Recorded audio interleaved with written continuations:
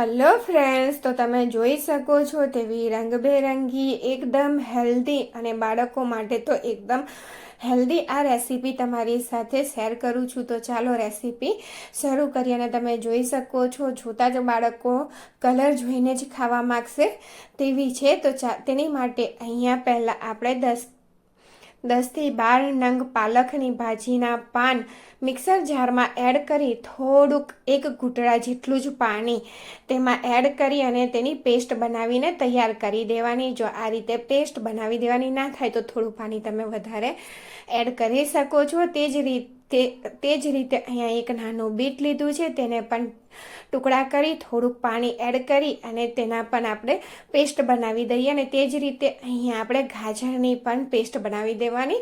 તો અહીંયા તમે જોઈ શકો છો તેટલું નાનું ટુકડો જ મેં ગાજરનો લીધો છે, તેમાં પણ આપણે થોડું પાણી એડ કરી તેની પણ પેસ્ટ બનાવી તૈયાર કરી દઈશું. અને અહીંયા હાફ કપ ઘઉંનો રોટલીનો જે લોટ હોય તે જ લીધો છે, તેની અંદર સ્વાદ પ્રમાણે આપણે મીઠું એડ કરી દેવાનું. આ એકદમ હેલ્ધી રેસીપી છે, બાળકોને વિટામિન આ રીતે તમે ખવડાવી શકો છો. તો જો શાકભાજી નથી ખાતા હોતા તો અહીંયા પાલકની જે આપણે પ્યુરી તૈયાર કરી હતી તેને થોડી એડ કરી અને લોટ સાથે મસળી અને કઠણ લોટ બાંધીને તૈયાર કરવાની. તો અહીંયા તમે જોઈ શકો છો કે બધી પાલકની પ્યુરી રેડી દીધી અને થોડો કોરો લોટ હતો તો 1 ટેબલસ્પૂન જેટલું પાણી એડ કરી અને એકદમ સરસ રીતે કઠણ લોટ બાંધી અને તૈયાર કરવાનું. અને થોડું આપણે તેલ રેડી અને તેને સરસ રીતે સ્મૂધ કરી દઈશું. અને તે જ રીતે આ રીતે જે રીતે લોટ બાંધ્યો તે જ રીતે આપણે અહીંયા બીટનો લોટ પણ બાંધીને તૈયાર કરી દઈશું. અહીંયા મેં બીટને ગાળ્યું નથી, બીટને તેની સાથે જ લીધું છે.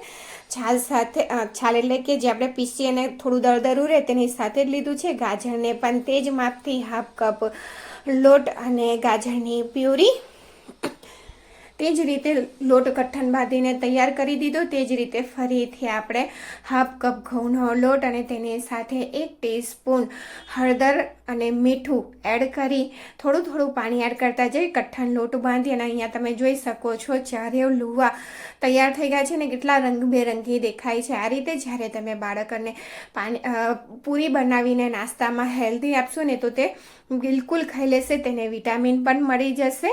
તો અહીંયા જો આ રીતે આપણે 4 રોટલીને વણી અને તૈયાર કરી દેવાની. તો આ બીટની બધી જ તે રીતે વણીને તૈયાર કરી. ત્યાર પછી અહીંયા પાલકની લીધી, તેની ઉપર આપણે હળદરવાળી અને તેની ઉપર બીટવાળી ભાખરી અને તેની ઉપર આપણે અહીંયા ગાજરવાળી ભાખરી લઈ લેવાની. પૂરીને એટલે કે મોટી પૂરીને વણીને અહીંયા આપણે રેમ્બો પૂરી બનાવીને તૈયાર કરીએ છીએ, જે એકદમ હેલ્ધી દેખાવમાં આંખોને ગમી જાય તેવી. તો આ રીતે રોલ વાળી તેને આ રીતે થોડો આપણે લાંબો કરી લેવાનો અને ચપ્પાની મદદથી આપણે તેને કટ કરી દઈશું. રેમ્બો પૂરીની રેસીપી છે. જો આ રેસીપી તમને ગમે રેમ્બો પૂરીની તો ચેનલને લાઇક, શેર અને સબસ્ક્રાઈબ કરજો. તમારી 1 લાઇક, 1 શેર અને 1 વ્યૂ અમારા માટે ખૂબ જ કિંમતી છે. તો તમે જરૂરથી 1 લાઇક, શેર અને 1 વ્યૂ સબસ્ક્રાઈબ જરૂરથી કરજો. તો અહીંયા જો તમને બતાવી દઉં કટ કરીને પણ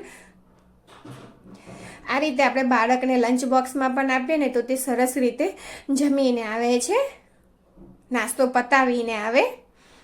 તો 1 લુઓ જો તમે જોઈ શકો છો, જો તો આમ આંખોને ગમે એવું છે તો 1 લુઓ લઈ અને આપણે પૂરી વણીને તૈયાર કરી દઈએ. રેમ્બો પૂરી કે વિટામિનથી ભરપૂર પૂરી, કારણ કે આપણે તેમાં પાલક, બીટ, ગાજર અને હળદરનો ઉપયોગ કર્યો છે. તો જો તમે જોઈ શકો છો મેઘધનુષના કલર જેવી પૂરી. તો તેલ ગરમ થઈ ગયું છે ને તેની અંદર આપણે અહીંયા પૂરીને તળવા માટે રાખી દઈએ. તો જો તમે જોઈ શકો છો તળાયા પછી તો એકદમ સરસ તેનો લુક દેખાય છે. જોતા જ મોઢામાં પાણી આવી જાય ને તેવો.